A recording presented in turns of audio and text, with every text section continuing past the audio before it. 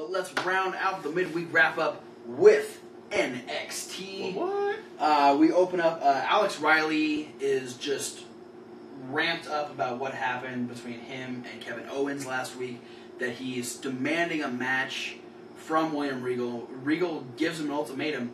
You have to decide if you want to be a commentator or if you want to be a wrestler. Not both. Can't do both. You can't do both. You have to pick one.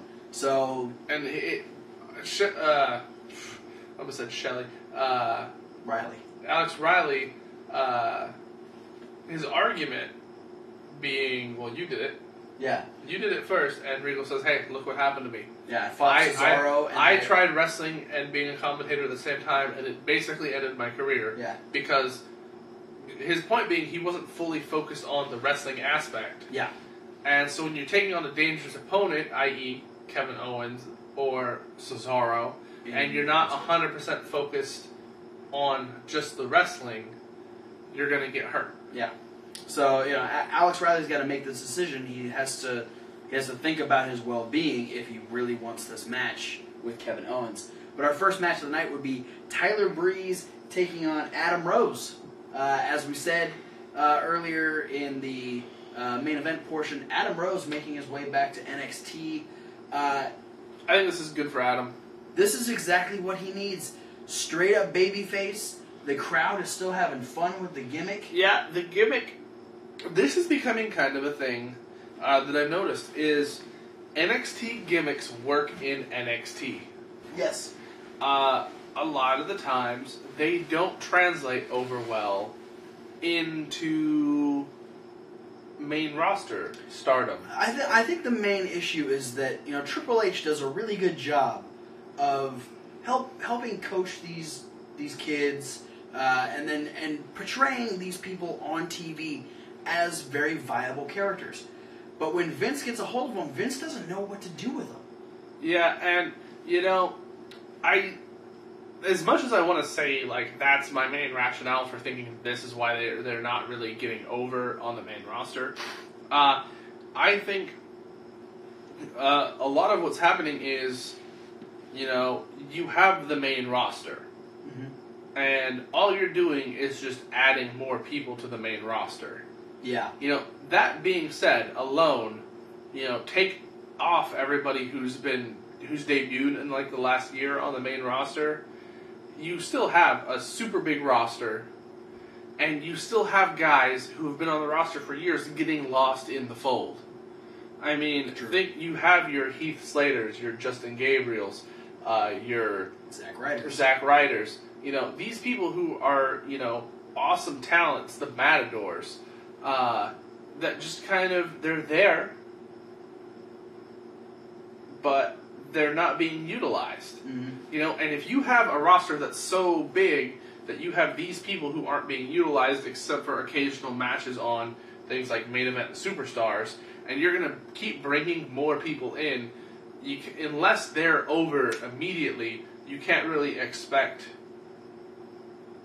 them to get any more of a shot than these other people who are, still kind of struggling to stay relevant anyways. Yeah. So, bringing the Ascension up where there's already such a strong tag team division, didn't do them any favors. Bringing in Adam Rose, he was over like the first 2 weeks. Because they tried, but, it's just like that. It's, because he wasn't an immediate draw.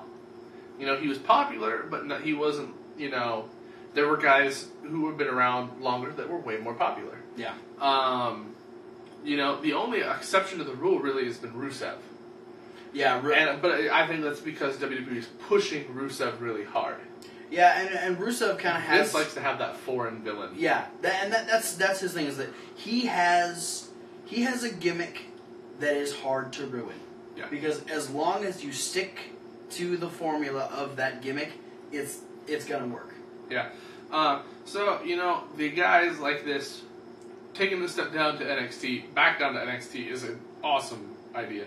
Yes. And it was a really entertaining confrontation between Tyler Breeze and Adam Rose. Because you have this is a perfect blend of gimmicks, because you have Adam Rose, who is the exotic express, touchy, everyone's having a good time, you don't really know where everybody's kind of been.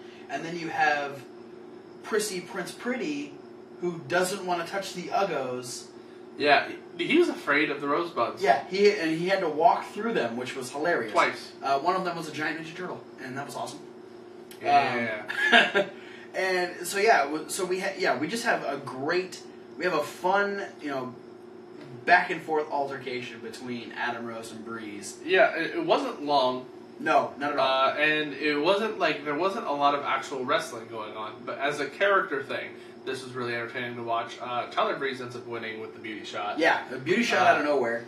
And then uses the selfie stick to protect himself to leave. Yeah, that was the best part. Is he starts like musketeering his way through the Rosebuds with the selfie stick. Dust the Rosebuds. Yeah. It looks like a giant feather duster. It does. So then we go to the back. We have someone asking Enzo and Cass. What are your thoughts on what Blake and Murphy said about Carmella a couple weeks ago? What do we call him? Frosted Flake Wesley Blake? Yeah, Frosted Flake Wesley Blake. And the Australian guy. Australian kid. They didn't appreciate what they said about Carmella. They said, if you have something to say, you say it to us. And when we become number one contenders for the tag team titles, then they'll have to face us. Carmella said she threw up in her mouth a little bit, which, I mean, they said some stuff that didn't settle well with her. So we're building a good tag team feud here. Our next Enzo, match, please shave that goddamn. He's got a beard. He's got a Fu Manchu on top of a beard. It's like the inverted Hogan, the Hollywood Hogan with the dark stubble and the bleach blonde mustache. It looks like he took a roadkill squirrel and just bleached it because it's like got that weird blonde to tone, and then patched it on. I remember the week he debuted that. I hadn't watched NXT, and Thomas was here. We were getting ready to watch it, get notes for the show. And he goes, so Cass has done something to his face this week, and I'm not sure what I feel about it. And then that was when he came out wearing the bandana, and he took it off, and I went, oh God. Enzo? Yeah, not Cass. I don't know why I do that. Let's move on. So I stopped sounding like a fool. We have Alexa Bliss talking about how she's taken some time off since her series of matches with Sasha. She had a nose injury, and she just hasn't felt comfortable coming back. Yeah, she had one match in the little limbo between the injury coming back, but that was it. I mean, we had one match over the span of like 2 or 3 months. Yeah, she says now she feels like she's ready to come back, and if Sasha retains against Charlotte later in the night, that she's gunning for her. Yeah. So she said win or lose. Yeah. Charlotte, that she's going after Sasha Banks for breaking her nose. Yeah. Then we had Blake and Murphy taking on the Shoot Nation. I'm pretty sure this is what's going to end up being the Shoot Nation. Sawyer Fulton and Angelo Dawkins. Yeah, basically NXT, or the development, it's really happening more so in the developmental center than it is on NXT or during NXT live shows. But it's a lot of the guys from NXT who have a big focus on their amateur wrestling backgrounds. Yes. And I like it. These guys giving are them great. this sort of, it's very reminiscent to Team Angle. Yes. Wearing matching singlets, doing a lot of amateur style moves. It was a good matchup with the guys from Team Thick. Yeah. Because they were good. It's a lot of good mat-based wrestling happening. Yeah, and usually in a situation like this, you kind of expect. I kind of expected Blake and Murphy to make quick work of these guys, but these guys are really big. Sawyer Fulton came out looking real strong. I didn't even recognize Angelo Dawkins. Yeah, when you get rid of all the goofy gimmicks that he had. Yeah, the backpacks, the hats, the glasses, the looking like he was trying to be like Crime Time and Percy Watson and Fresh Prince of Bel-Air. Fresh Prince of Bel-Air at the same time. Yep. Yeah. Very solid match. Blake and Murphy end up winning with the running suplex frog splash combination. Blake, three-quarters of the way across the ring. Damn near frog splashed across the ring, and that was... I did not expect him to make it. He had perfect form on it. So good on you, sir. Yeah, impressive match. I like seeing the new team show up. Sawyer Fulton and Angelo Dawkins. I'm going to say this. Where are the mechanics? I knew you were going to say that. Where are these guys? They are great. Put them on television. Triple H knows what he's doing. Please. Triple H knows what he's doing. We can trust Triple H. It's okay. Triple H knows what he's doing. Hunter. We're tight, you know. I can't stop him. We are tight. Can't stop him, H. He's... Just do this for me once. Like, next to the tapings, even fucking job them out to Enzo and Cass if you have to. But put these guys on television. They need to be seen. You good? For now. Alright. We had a little backstage segment where we had Charlotte and Bayley were back there talking. Kind of having a cute little friendship. Yeah, I feel like we came in late to this segment because there was definitely, it was really short. Yeah, there was definitely more conversation that led up to this. Bayley's happy that they're able to be friends again. Yeah, she's like, "Hey, look, here's a side ponytail, and blah, blah, blah, blah, blah, and good luck later." And that's what really ended the thing. Yeah. Charlotte's just like, "Nope, Sasha's going to be the one that needs good luck." Yeah, and then she walks away, and Bayley's like, "Oh, okay." Well. And then she gets a new friend, and then Emma walks in. Well, old friend. They've been friends for a long time. Well, a new friend. They have their own. Yeah. They have their own secret handshake, the yin yang. Yeah, that handshake, which is awesome. That was kind of cool. But they're like yang yang. Yeah, well, one of them's the yin, the other one's the yang, and yang happened to initiate. Yeah. So. All right. All right. This boils down into Bayley. Bayley was, giving good luck to Charlotte. Emma goes, no, she says, hey, I'm gonna go watch Sasha versus Charlotte. Do you want to come out with me? And she goes, oh, you're gonna watch that match that you're supposed to be a part of, but you're not because you lost at Takeover. So Emma's... Well, initially she invited her to go play with the bubble machine. Oh, that's right. But like old times and dance. Yeah. The idea here, I think, is,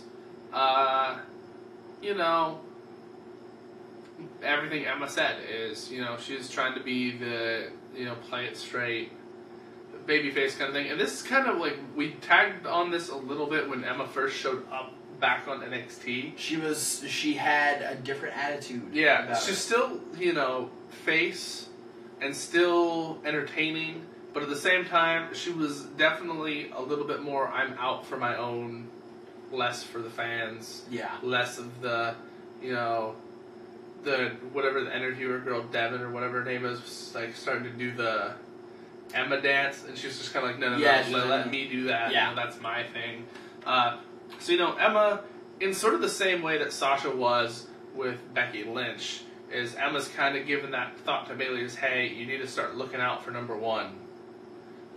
Just not in the same way. Don't become a catty bitch.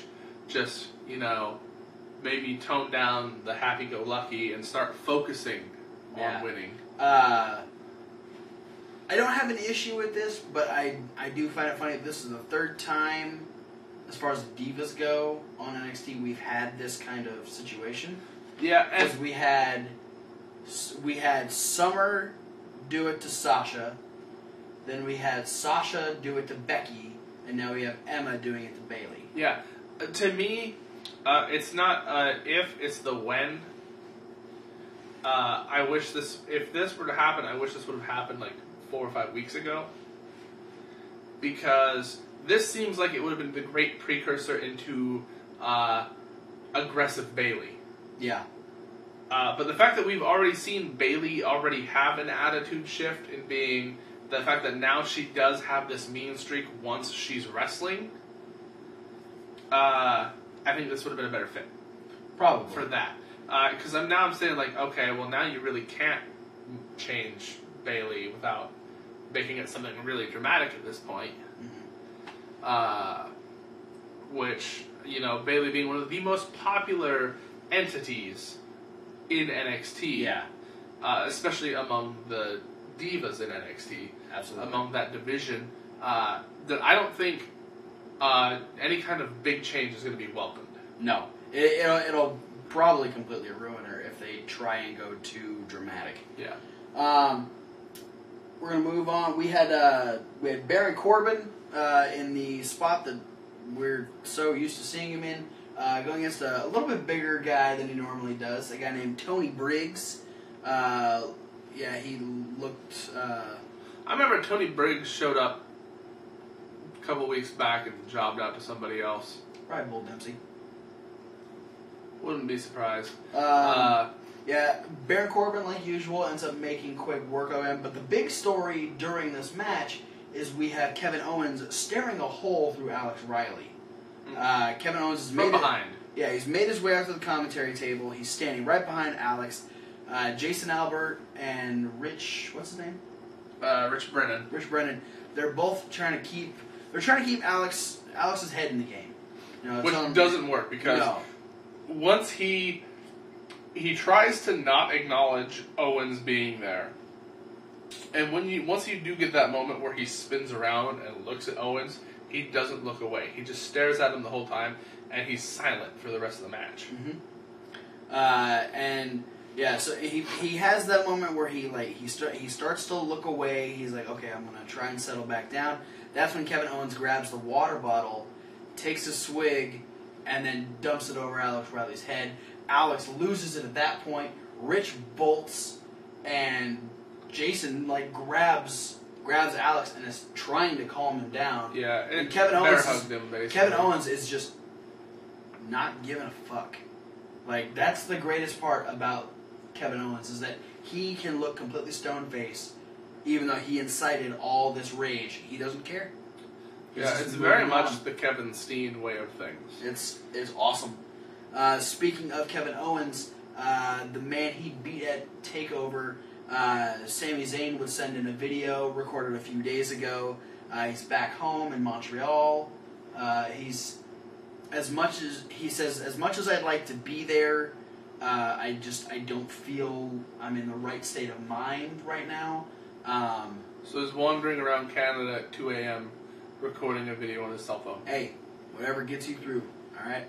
But he says that he's back home where it started, where him and Kevin Owens first became friends, and that once he gets his mind right, he will be back in NXT and he will confront Kevin Owens.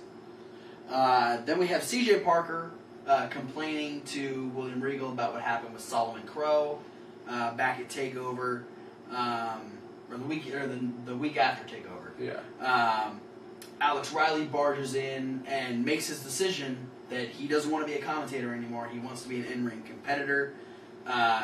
William Regal says, "Okay, well, you don't get Kevin Owens yet, but because you have to sign papers and all this stuff. And I'm not going to give you Kevin Owens until I feel like you've earned it." And CJ is kind of making little snide remarks at Alex Riley the whole time. So Alex Riley says, "All right, you don't have to give me Kevin Owens yet, but next week I'm gonna face him and I'm gonna kick his ass." Yeah. So we get Alex Riley versus CJ Parker next week. In a match of I can't decide who I dislike more, but it's probably Alex Riley. Speaking of Solomon Crowe, we had him taking on Bull Dempsey. Crowe's in-ring debut for NXT. Very first match. It was very one-sided. Crowe was trying so hard to get the advantage. Yeah, but Dempsey's just too strong. Yeah, the Solomon Crowe attack is just a very bullet train. Yeah. Tunnel vision, straightforward, go, go, go. But there's a big size differential between Bull Dempsey and Solomon Crowe. I keep wanting to say Sami Callihan. Yeah, because Sammy is a small individual. Yes, absolutely. He's a very intense and very deceptively strong. Oh, absolutely. This is something, they played on it a little bit during the match. He did pull out the slam. Yeah. Slammed Dempsey, but I've seen him suplex guys same size and bigger than Bull Dempsey. It's very much a Taz situation. He's short, stocky, very low center of gravity, and very powerful despite his small stature. Yeah. And basically, Dempsey took the advantage of being so much bigger, basically thwarted every attempt that Crowe made at having an offense at all. But when he went up for the signature diving headbutt, Crowe was able to move out of the way, position him in the right spot to do the slingshot splash, and get the win. Yes, he did. So a win for Solomon Crowe in his debut. We then, in the midst of our main event, which is Sasha defending the Women's Championship against Charlotte, we get word that on March 25th, NXT Next Generation will feature the title match between Finn Balor and Kevin Owens. So that's March 25th? March 25th. 2 days before we leave for Mania. Wow. Yeah. Awesome. Excited? Yeah. I like all the high profile different things NXT does. And I know a lot of people are worried about the fact that the time lapse between all these things are shrinking. You were saying the same. Thomas has the same opinion, I'm pretty sure. Probably. To me, I'm not really worried about it. I sort of expected it to happen because it's just the WWE formula. Mm-hmm. They have their pay-per-view event every month. So I feel like the fact that there's such a good review about these takeover shows that they didn't even really call this one Takeover. Yeah, they just called it NXT Next Generation. Yeah. So I think we're kind of going to start falling into that category where we're going to have, Next Generation, and then the next one's going to have a different title, and maybe, when the next year comes around, it's going to be Next Generation. We're still going to have Rivals, we're still going to have Next Generation, we're still going to have whatever the next one's going to be called. Mm-hmm.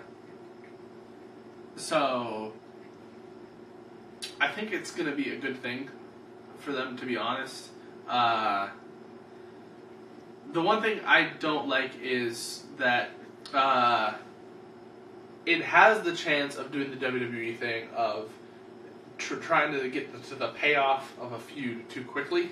And that's my biggest thing is I love having, even if it was just from our Evolution to Rivals, we only had 2 months. That's fine.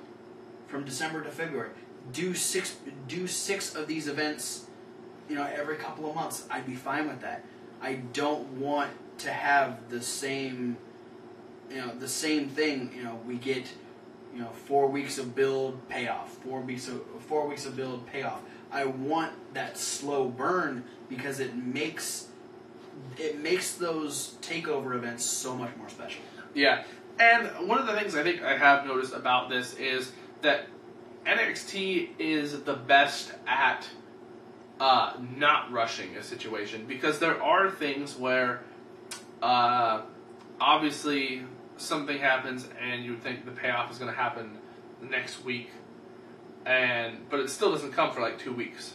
Mm-hmm. They're really good at not overdoing it. They're good at anticipation. Yeah, and so that's one of the things is I'm thinking, you're going to have a lot of, if we get this idea as a monthly thing, I definitely see it maybe more so as, some things will skip the takeover and be able to build until the next one. I hope.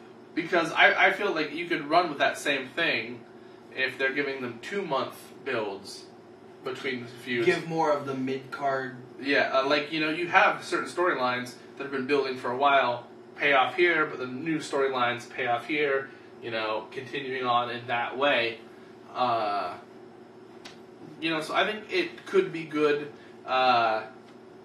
in that way too that you could have more feuds because you could potentially have more spaced out payoffs between the feuds. So as long as Hunter handles this correctly, could be a good idea to have the monthly bits. Again, also this could be just kind of maybe just because it's a happy birthday to NXT sort of thing, like NXT debuted right after Mania on the network, right? No. Or was it before Mania? No, Arrival was the actual first live show. It was right after Elimination Chamber. Okay. So maybe not, but maybe they're doing this one specifically because it is WrestleMania season, and they're expecting a lot of maybe they're expecting more subscribers, or they're trying to get more subscribers for WrestleMania. Yeah, that's true. So we'll have to wait and see. Let's talk about our main event. Yeah, absolutely. We had Sasha defending one-on-one the women's championship against Charlotte. We've seen these two women have classic after classic. The Fatal 4-Way at Rival was phenomenal. This match was, no short of great. Yeah, it was really good. Definitely shorter than most of their previous encounters. Yes, absolutely. But still good. I really liked the playoff of Charlotte's back was Sasha's focal point at the Fatal 4-Way match. Yeah. So she's continuing that over. A lot of back-related offense. The double knees to the back. The double knees to the back was great. The back bend over the post. Stuff like that. Holding in the bankrupt for so long. Yeah, she had her in it for a while, and it was a great moment that they stayed in that submission until the fans started to make the clap, and then as soon as they started getting into it, that's when Charlotte started fighting out, which was great. And it was good. They had a good technical pin exchange towards the beginning too that I really appreciated. Yes, they did. And then Charlotte was able to get her revenge later on, her post-related revenge, because she does the figure 4 over the post, which was really cool. And she hit that moonsault. She went for the moonsault and misses, and then goes for the senton, the front flip senton. And usually she gets it, but Sasha put the legs up. Yeah. And she got the knees instead. Sasha ends up slapping in the bank statement, and Charlotte tries to get to the ropes, and then they roll around, and then she ends up getting to the ropes to break it, but then Sasha ends up doing just kind of a basic pin. Or what? No, what was the setup to the pin? The finish was, Charlotte went for the natural selection off the top rope. She blocked the top rope natural selection, and she went for that big front flip, in which she Sasha held onto the top rope to keep from being dragged down, and basically Charlotte takes the front flip off the top rope, which knocks the wind out of her, and Sasha's able to grab her legs. Basically folds Charlotte's legs over her shoulders and basically puts all of her upper body weight on the legs and pins Charlotte down for a 3 count. And as the referee's counting, she gets her legs up on the ropes, so adding even more leverage. So, not the cleanest of victories, but a victory nonetheless. Sasha retaining the NXT Women's Championship. But now she's going to have Alexa Bliss hot on her trail. Yeah. So I'm excited to see... Emphasis on hot. Yeah. I'm excited to see a new group of divas coming up and going for the Women's Championship, like Becky, Alexa Bliss, Blue Pants. I'm excited for this next wave. But that was it for NXT. That is it for this week's midweek wrap up. What were the other options? I don't know. This year's midweek wrap up. Yeah. No. We're done for the year. No more midweek wrap ups. That's a lie because we love Lucha Underground. At this point, if we were to knock off videos, midweek wrap up might be the last one we'd choose to knock off. We'll start with Raw.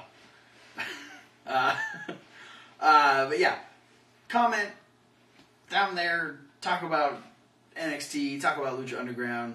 Let us know what your favorite parts are. Be sure to like, favorite, subscribe. All of our information down in the description. Follow us on Twitter, Facebook. Yeah, Kevin Hawk, he's playing those videos over there. There's all kinds of them. He's been staring at me like for. Raw review is like I think those are fighting words. Those do sound like they could be fighting. What? Words. Fighting words? Yeah. Fighting words. Yeah. I mean, they do fight on Raw. So technically, those are fighting words. Pick a different video. This is getting weird. I'm going to go have a chat with the playlist real quick. Just to make sure we're cool. Alright. Good. That's cool. Alright. Alright, guys. Come on.